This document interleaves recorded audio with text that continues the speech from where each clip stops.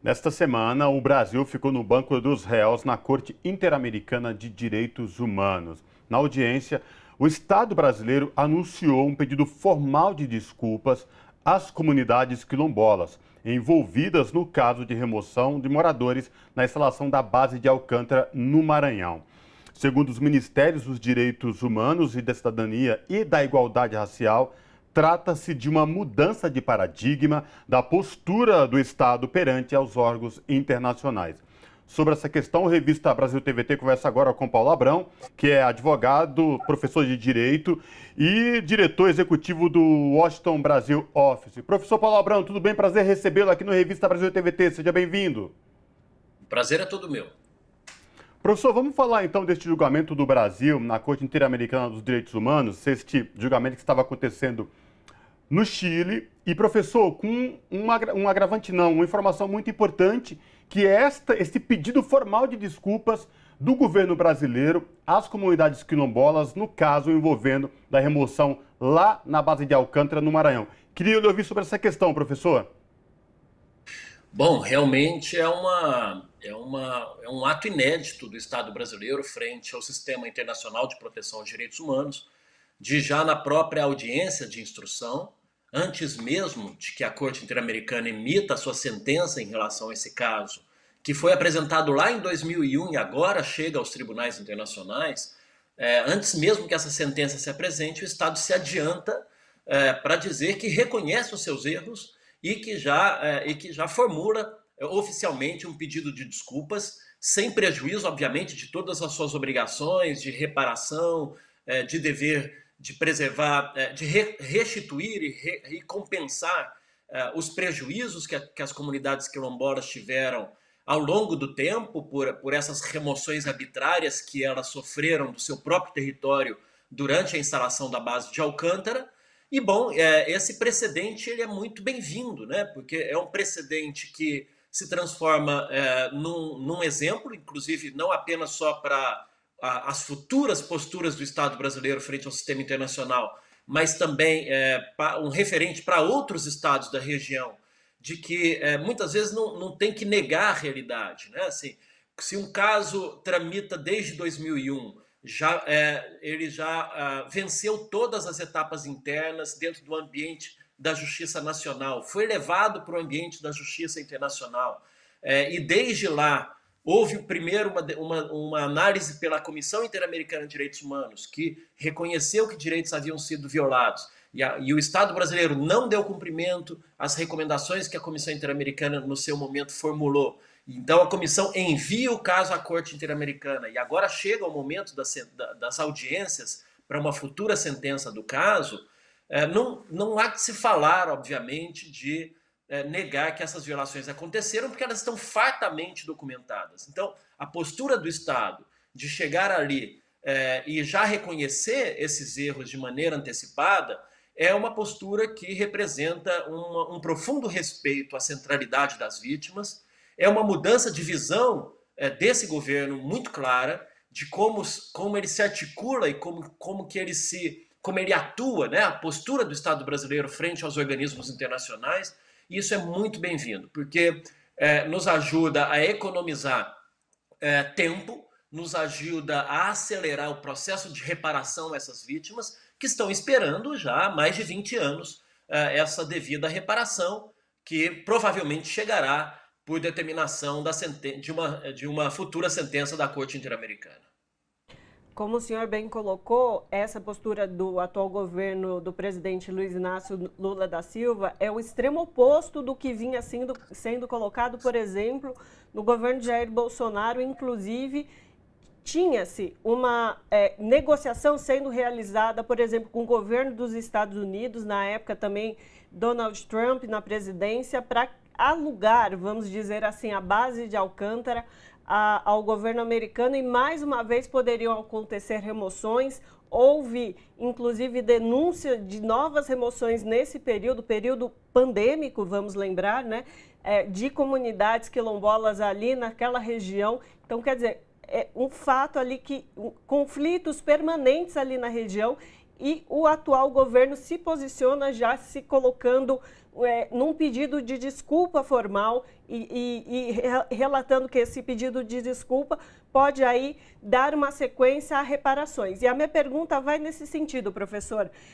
A partir do pedido de desculpa, a reparação sociocultural, a reparação de propriedade e direito à terra, o que a gente pode esperar nesse sentido, já que essas violações foram cometidas, agora o Estado brasileiro já se assumiu culpado, mas como essa reparação pode ser colocada em prática, de fato, pelo atual governo? De fato, o governo não precisa esperar uma sentença da Corte para poder estabelecer recomendações ao Estado em relação àquilo que o Estado já reconheceu. Então, ao lado desse reconhecimento frente à Corte Interamericana, o governo publicou no Diário Oficial da União um decreto instituindo um grupo de trabalho interministerial que vai buscar agora as alternativas para poder fazer uma titulação territorial dessas comunidades que foram remanescentes da construção da base de Alcântara, desses quilombos. A primeira vez que o Estado brasileiro é levado a uma corte internacional sobre um tema de violações aos direitos humanos. Esse caso, inclusive, tramitou quando eu ainda era secretário executivo da Comissão Interamericana. Nós enviamos o caso à Corte Interamericana exatamente porque o governo anterior não estava demonstrando nenhum espírito de colaboração e estava adotando uma posição negacionista em relação às obviedades dessas graves violações que se acumularam ao longo do tempo. Então, na medida em que o Estado já reconhece esses erros perante o sistema internacional e já publica um decreto instituindo um grupo de trabalho para poder buscar as alternativas de titulação territorial, é uma sinalização de que o Estado está com disposição de promover a reparação integral, que é um dos princípios fundamentais do direito internacional dos direitos humanos.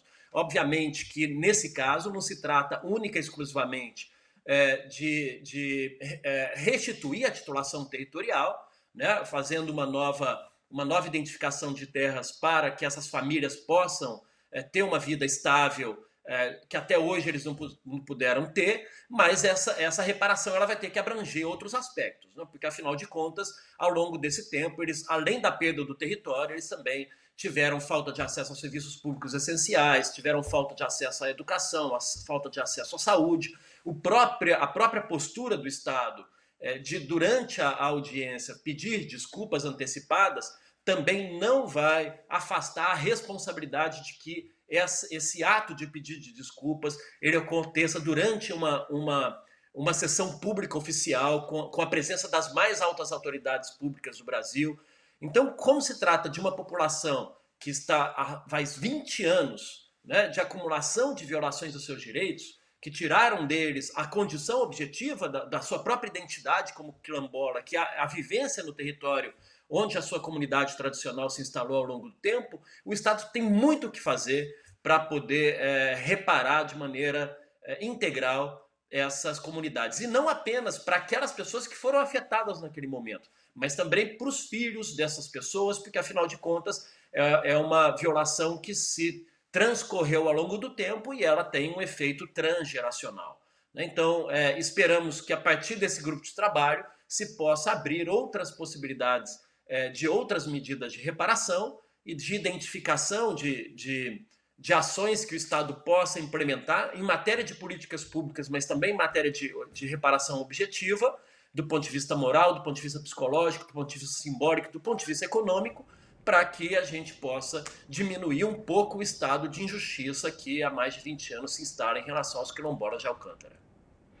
Professor Paulo Abrão, na audiência que começou agora, nesta semana, foi realizado no Chile, o processo de julgamento já foi iniciado. O Brasil, o Estado brasileiro, traz essa declaração que é muito importante, mas isso não exime de uma possível condenação ou não. Queria que o senhor esclarecesse para a gente como funciona a partir de agora, por favor.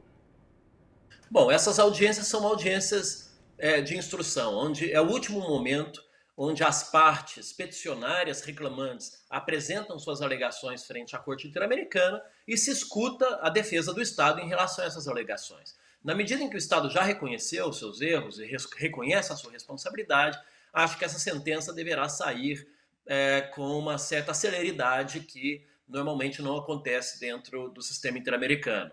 ela provavelmente vai simplesmente ratificar esse reconhecimento de responsabilidade que o Estado já fez e afirmará uma sentença estabelecendo quais são os direitos que essas comunidades precisam ser restituídos ou compensados ou reparados.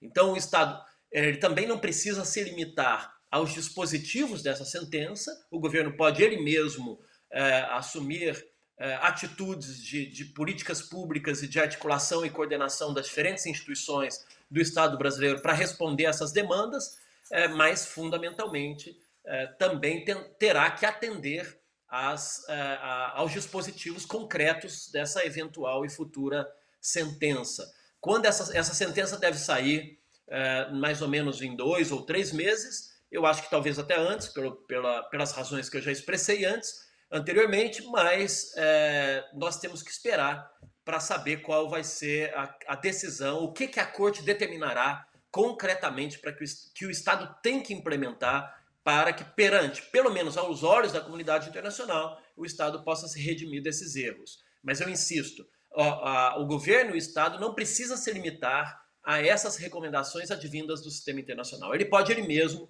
implementar outras políticas próprias que sejam mais amplas, mais abrangentes para alcançar acordos compensatórios que sejam reconhecidamente justos, né, e que correspondam à gravidade desses fatos. Porque, afinal de contas, né, são muitos anos de violação que precisam ser reparados.